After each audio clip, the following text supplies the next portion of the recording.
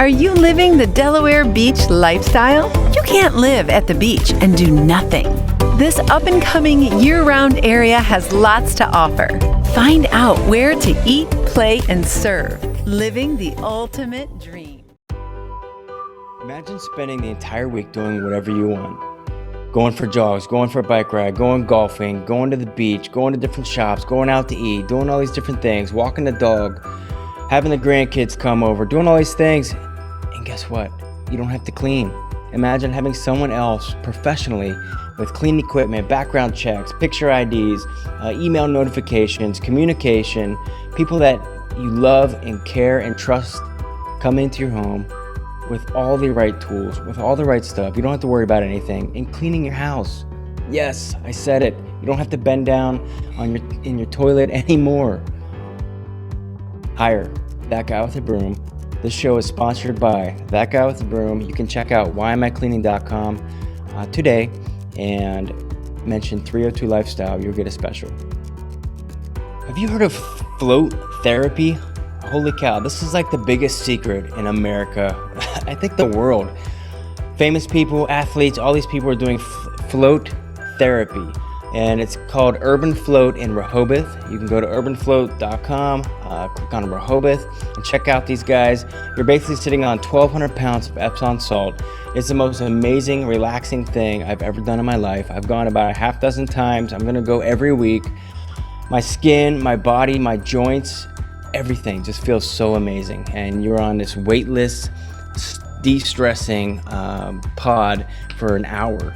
I love it. You get a discount your first time. You can also let them know that you're from 302 Lifestyle. Check them out, guys. Sponsored by Urban Float. All right, welcome to the 302 Lifestyle Beach Podcast. We got Hunter here, and everyone is always curious about the Delaware weather. I know when we moved out here from Las Vegas, we would be ready for rain the next day, and all of a sudden the sun is bright and sunny. And it's very interesting to see, the head-on collision with a hurricane or tropical storm over the past 9-10 years, and all of a sudden it diverts right at the last minute. Just all kinds of cool stuff going on. How there's snow and ice, an hour away, but Delaware seems to just get rain a lot.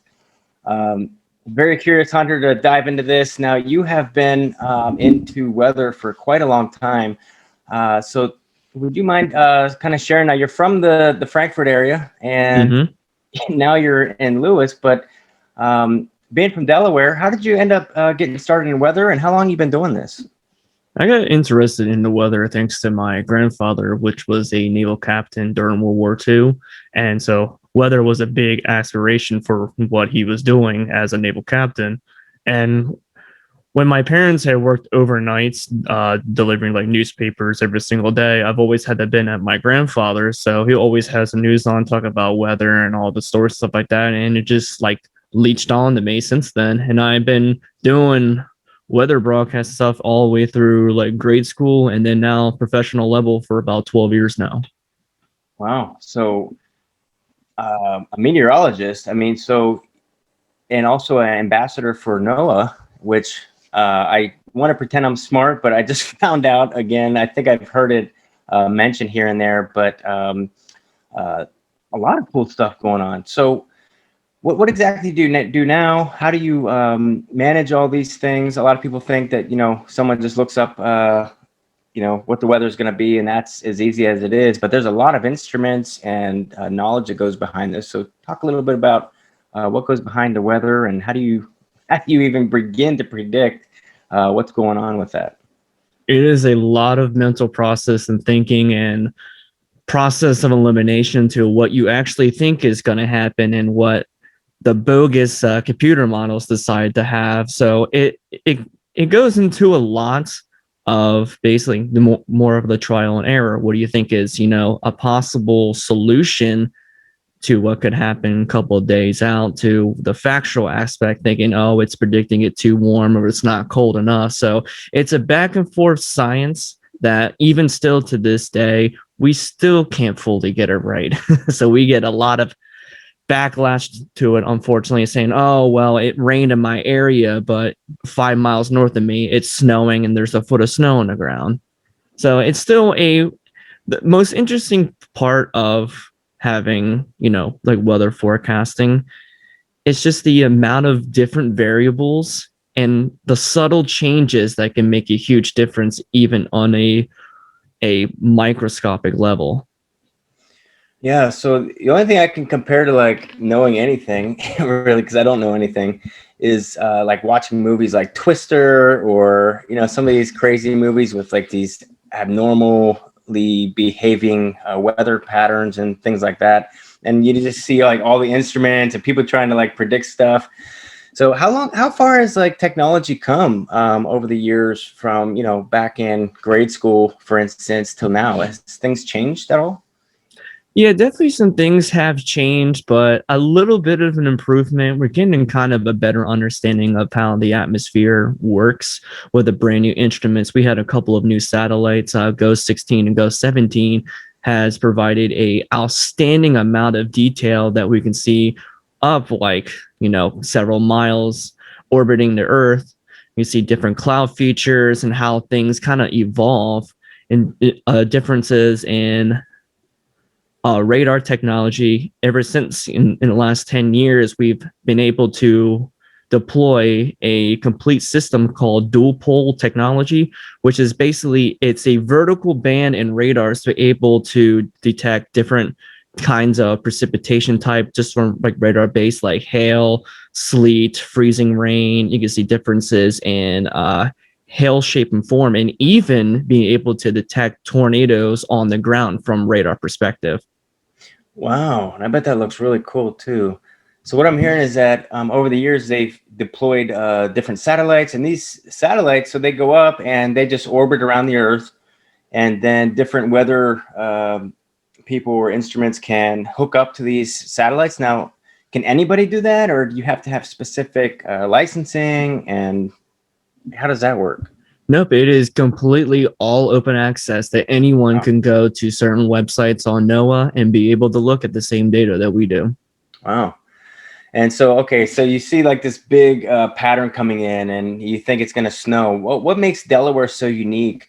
I mean, I've lived all over the country, and it seems like Delaware, it's just a little more unique than all the places I've lived. What makes it? You mentioned something before we came on air, but what makes Delaware so unique?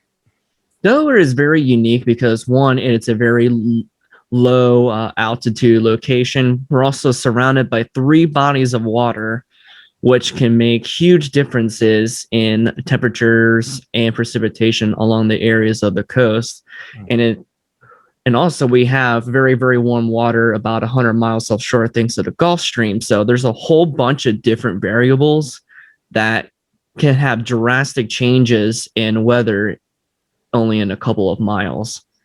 Wow. Now I know, being like, let's say you're down on Assateague Island with the horses, right? And all I know is like you have to kind of plan ahead, because if the wind is coming out into the ocean, it'll bring all the mosquitoes from like inland into the beach.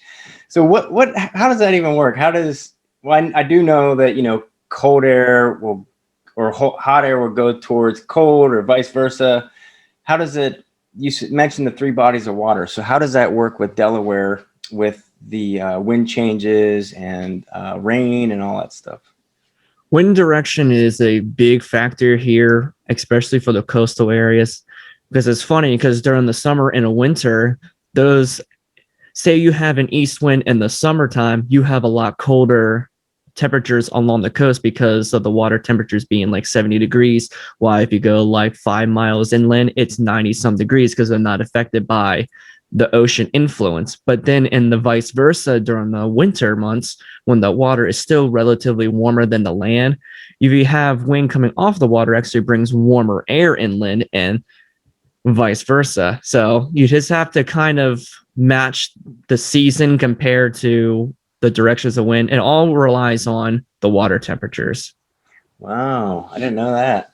So what would you say is like the biggest myth that people believe that need to know the truth about weatherman or a meteorologist?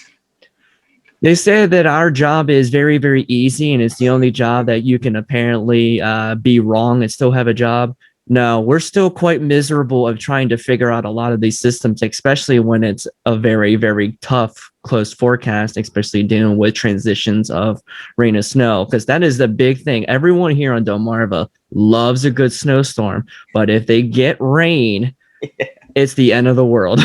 Yeah, man, and it seems like it's been raining a lot, and inland a little bit. It's gotten a lot of snow, and I'm always jealous, because I'm from Upper Pennsylvania, where it just always snows. It seems in the winter.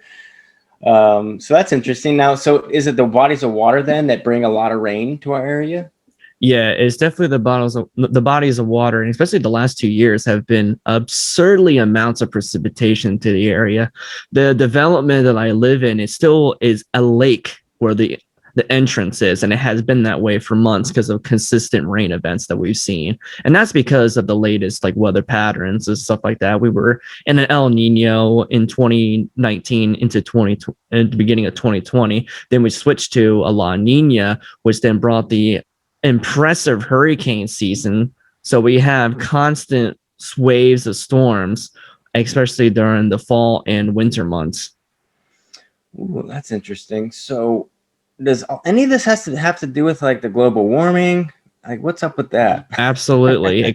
When you have global warming, you have, more energy and more moisture for these storm systems to pick up and be able to drop inland. So you have record flooding, heat waves, and even big Arctic events like what's happened in Texas recently. All this has to deal with global warming. Most people think that just because you have a massive Arctic outbreak, very, very cold temperatures, that, global warming is a myth.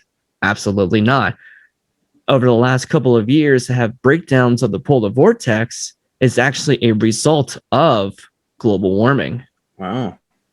Now, do you think of course, everyone has heard about California and the Andreas Fault and how, California will drop off or, some of the shores. So one of our customers actually, we have a cleaning company, that guy with the broom, and we meet a lot of homeowners. And she said that they bought property, like 30 years ago, right on the beach. And they've actually had to move the property like 4 times inland. And ever since then, I think they've started like replenishing the beaches. Now, does all that have to do with global warming? Do you think Delaware's safe? Is it safe to live on the shore? I mean, with all this stuff? No, buying a house right on the water, especially on the ocean side, or for here, we have the Inland Bay area. This is not really a good idea anymore. Wow. I've seen a lot more persistence in coastal flooding in the last couple of years than I've seen probably my entire life. And as a result of the ice melt in the Northern Hemisphere, like the Arctic Circle, we're still at record levels of low sea ice. And then what that happens, the ice has to go somewhere. It melts down and it lifts up the ocean floor levels. Wow. This is crazy. This is kind of scary because, you watch all these videos on Netflix and all this stuff, and everyone just kind of goes about their life, like not worrying about this stuff. But I remember growing up, I don't remember like the weather being so crazy. And you're saying just over the past few years, you've seen like drastic changes and everything. Absolutely. Like, especially in 2020, if it wasn't already a ridiculous year of a lot of things, but we also had a lot of significant weather events that occurred. Now, what's one of your biggest weather events that you've ever seen? There is a tie between 2 of them. One would have to be February 4th through the 7th in 2010. Well, basically that whole entire 2 weeks, it was my senior year in high school, that we had 3 major blizzards that happened in a 2-week time period where we have received over 40 inches of snow total in that short amount of time. One storm bringing 30 inches of snow. Holy cow. So I had snow up past my waist for a good 2 weeks. Wow. So that was in Delaware? That was in Delaware, yes. Yeah, when did we move here? Oh, yeah, we didn't move here till like 2012. Yeah, it was January 30th was my 18th birthday. We had gotten a foot of snow. A couple of days later, 4th through the 7th, we had the 30 inches of snow. And then a couple of days later, February 9th and 10th, dropped another 10. Wow, that's crazy. I mean, Pennsylvania, you think of something like that, but not in Delaware. No, that's not a very common thing here for us. And then the second event, which happened in 2019, where I was storm chasing at 3 o'clock in the morning, and I came within less than 100 yards of an EF2 tornado in Laurel, Delaware. Oh, that was my next question. I was going to be like, have you ever seen a tornado? Yes, I have seen, and actually I've accidentally been inside of a tornado. Really? Yes. Don't recommend it. Is it like the movie Twister, where like the calm inside the storm, where it's just like this calm? Oh, there's nothing calm about it. It is absolutely terrifying. Wow. Especially when you have debris flying around you, power flashes. Holy cow. Yeah, it was definitely a sight to see that morning. Now, is it common to have tornadoes in Delaware? You don't hear about it too much. We only average about one a year. Wow. And in the last 2 years, we've seen quite a few. Last year, we've seen a record amount, and actually one of the longest tornadoes in Delaware's history happened during a tropical storm, Isaias, back in, I want to say July. Yeah, July. When it was on the ground for 35 miles, which is completely unheard of for this area. It was actually one of the most impactful tornado outbreaks in the state's history. Holy cow. So you're right. It seems like over the past few years, there's been an increase in just weather activity. So, all right. So you've been in tornadoes. So, you mentioned like storm chasing. I remember like being a little kid and like this giant storm cloud coming through, sitting out on the porch with like my grandfather, like just seeing this crazy storm coming through. So when you're storm chasing, how does that work? So do you happen to see like a big storm formation, and then all of a sudden you kind of like see where it's going to go and you just jump in the car and just head out towards it? How does that work?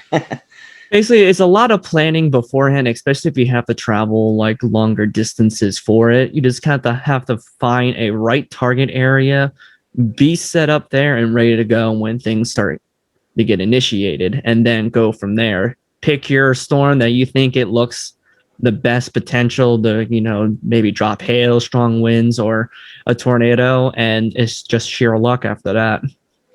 Wow. So in a storm chase or setting up and just kind of like seeing it, what exactly are you looking for? Are you like trying to measure things? Are you just getting pictures? What exactly are you trying to do? On the side, I do a lot of filming of severe weather events for a company called Live Storms Media. There's also a brokerage to be able to sell video. They have it displayed on like the Weather Channel, ABC World News, Fox News, all like the major networks. Wow. Have you ever shot something that got used for something? Oh, yes. Plenty of times. Oh, that's cool.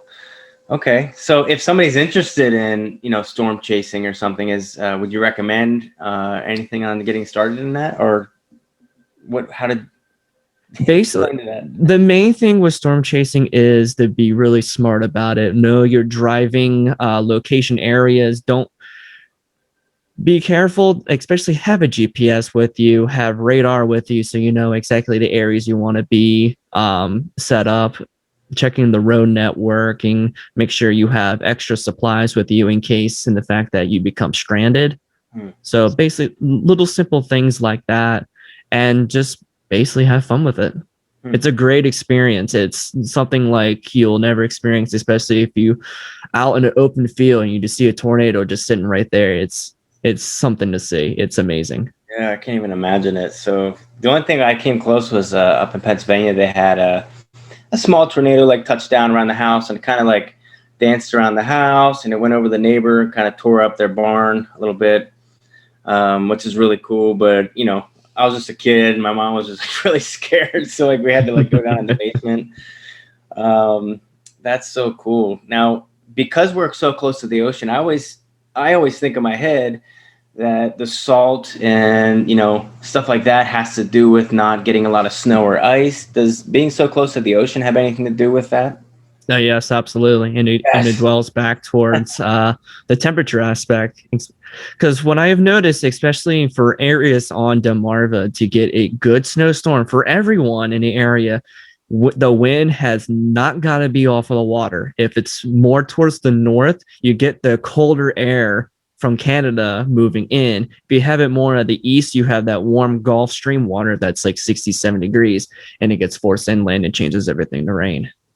Wow. Now, would you say over the next like 100 years, like Bethany Beach or something would like be non-existent, or do we just have to keep replenishing the beach over and over again? I mean, you can only replenish the beach so much because it only takes one storm and then the beach is pretty much gone again. It seems like that's been a trend the last couple of years. You get like one nor'easter pounding with like 10 to 14 foot waves, and then the water is all the way up to the dunes and there's no beach left. Oh my gosh, dude, there was I think it was last time they replenished the beach. It was like a giant storm came in like the next week or something when they just finished and wiped it out. Yep, exactly. Yeah. Oh my gosh, man. All right. So you are the chief meteorologist, right? So what does it even take to become that? So is just lots of years of schooling? Do you have to do like all kinds of how does that look? Well, for how I have like the top position is because the DelmarvaWx is a company that I started and I own. So that carried over as we are affiliate with a local TV station called TV Delmarva. And so we kind of like, we kept the name of DelmarvaWx, but we're also the TV Delmarva Storm team. So we kind of have a nice collaboration going with that. Nice. All right, man. So you are from Delaware. And you've been here quite a while. So what's some of your favorite spots to hang out, check out? You got people coming from all over the different states and cities, and someone that just loves weather. What are some of your favorite spots to kind of chill, hang out? Always the beach when I can, when it's not that packed. I definitely, over the last couple of years, a lot of people have been moving to the area. So it's beginning to be a little bit of an influx of too many people to enjoy. Yeah. But a lot of the beach communities are just absolutely wonderful. You get great sunsets and sunrises, and be able to have like the moonrise at night right over the water. It's absolutely breathtaking, and it's a nice ease of mind. Now, is there a particular time of year that seems to be like the most perfect weather conditions that you've seen? Usually it's September, when everyone that doesn't live here goes back home, and then we finally have what we call local summer. Yeah. Because it usually stays warm to about October, and then after that, winter hits. We basically, here on Delmarva, we only have 2 seasons. We have like 6 to 8 weeks of winter, and then like 3 months of summer. That's about it. Yeah, you're right. Yeah, and then barely like a month where it's just like everything's good, you know. Mm-hmm. And it seems like the leaves change, but it's just windy like one night and they're just all gone. You wake up and like all the leaves are gone. Yeah, we're getting ready to hit that windy season here too for March, so it's going to be windy every day. I've already started to notice that now. Yeah, and a lot of rain. So you said over the past couple of years, the rainfall has just dramatically gotten worse, right? Or better, for however you like rain. Yeah, we've had a lot of too much rain. Like, we need like a good like 1 month drought of no rain to actually be back to normal levels again. And then you also mentioned like being sea level has a lot to do with that. Is that, or just a lot of water in general on the ground? And there's a lot of water in general on the ground. When we talk about the sea level, it's when we start getting these coastal storms with those driving northeast winds piling water in through the bays, and it just floods these small communities like Long Neck, Mars Landing, and Ocean City, Rehoboth, Lewis. All those areas just get constant coastal flooding. Yeah, it's crazy. I'm glad we're a little bit. Well, we're only like 3 miles in, I think, from the beach. So it'd be interesting to see how that changes over the years. But Hunter, man, so all right, so you're from here. So your favorite spot is definitely the beach. You have a favorite spot to eat? Favorite spot to eat? Oh, I have a lot of good ones. Yeah. One of my favorite local restaurants is called Full Belly Bistro in Lewis. They do like pit barbecue, a whole bunch of different like specialty entrees, and has some of the best cheeseburgers you will ever have. Full Belly Barbecue? Full Belly Bistro. Full Belly Bistro. Oh my gosh, I haven't even eaten there, and I love barbecue. I gotta go Yeah, check it's it out. relatively new. It used to be called Casamichi. Okay. No, I haven't eaten there. Huh. Yeah, I love food around here. I gotta check it out. Oh yeah, there's a lot of good like local breweries and local food places. There's actually more local food places than there are chain restaurants in the area, which is really nice. Yeah, that's really nice. And even some of the chain restaurants are shutting down. Even Yep. this past All the year. local businesses have actually been putting a hurting on them. Yeah, which that's is good. usually the opposite, unfortunately. Yeah, love it, man. So if somebody wants to get a hold of you, they have questions, they're interested in weather or becoming a meteorologist, or just want to use your expertise for some reason, they can check out Facebook, DelmarvaWx.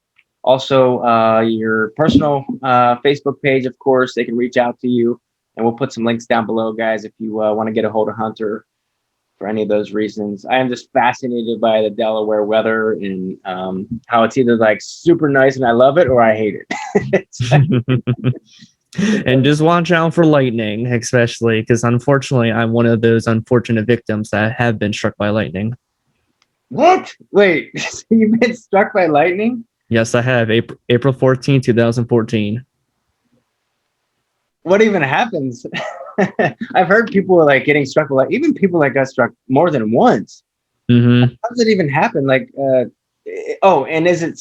are you in trouble to like be out in the water, be in a boat? Oh yeah, all the time, because we get a lot of these pop-up thunderstorms like right along the coastal areas that develop within a couple of minutes, and before you know it, there would be even any rain and then lightning strikes. Now, did it like hurt? What? I didn't really actually feel anything. What had happened was I was actually storm chasing, of all things, in Lancaster County, Pennsylvania. I was 10 miles out in front of us of a line of storms, and I had an older car, didn't have AC, so I had the windows down, just waiting patiently for this line of storms to come through.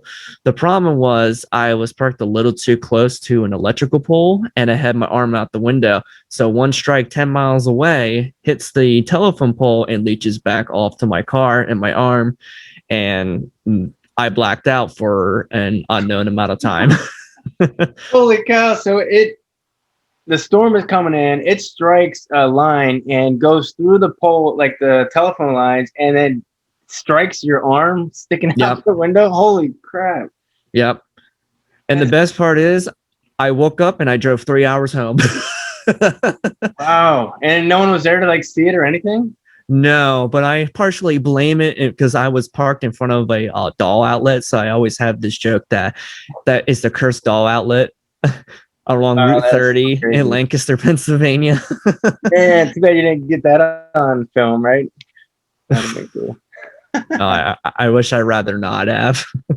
Now, do you get any like flashbacks from that, or is it strictly just you just blacked out and you woke up knowing you got struck? Do you have like a mark in your arm or anything like that? Oh yeah, I have markings all the way across like my chest and my hip area, and I actually suffer from some short-term memory loss, unfortunately, from it.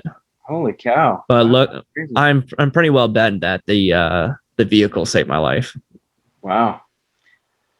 Well, I guess if you're worried about getting struck by lightning or you're storm chasing, drive around an older car with no AC, and you'll be all right. Man, all right, Hunter, you ready for the lightning round? Yes. All right. What is your best book, tool, software, or video? One of those. And why is it so great? My favorite book would have to be something from Tim Valquez, which is the Weather Forecasting Handbook. That book right there is my religious guideline that I have learned over the past couple of years for everything that I know from weather. Wow. Cool. All right. And if you had to say one thing that you would tell people about weather, what would that be? Never-ending changes. It's never the same. It's always different, and that's what's great about it.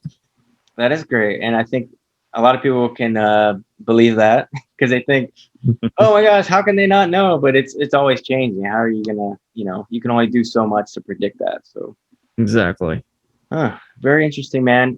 All right, Hunter. What is one question I should have asked you, and what's your answer? How and say how we can improve weather forecasting going forward in the next couple of years to prevent from natural disasters. Perfect. And my answer to that is actually a research that I have worked on religiously since about 2009 called the pattern cycle theory. It is a forecasting method that I have heavily developed to predict major weather events weeks to possibly months in advance, almost to the day. Wow. So that's really cool. So you've been looking up, researching, and putting together a guide to predict this stuff faster? And more accurately, just to get a lot better further like warning time, especially for hits of like major hurricanes, massive tornado outbreaks, or even very dangerous Arctic outbreaks. Ooh, that's cool, man. Now, is this something that's put together already that are you going to release that soon? Yes, I'm going to release that soon. I'm still working on the massive thesis paper for that. Okay, man. Wow. When you do that, I would love to have you back on and share that with our community. And that sounds really interesting and really cool. And you're actually sparking my interest in weather and learning more about this. So very cool. Hunter, thank you for being on, man. I just, like I said, I just love Delaware, love the weather, love being by the beach. And it's just so cool seeing like giant storms coming in.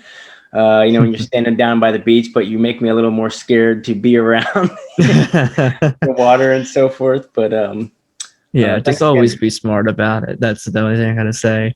Make sure don't touch anything metal. All right, guys. We'll keep living the 302 lifestyle. Love the beach, love the area. And Hunter, thanks again, man. Anytime. All right, guys. Keep living that life. Wish you could spend more time having fun and less time with chores? Go to 302beachtalk.com to get $20 off a home cleaning. You'll be entered to win a completely free cleaning. Eat, play,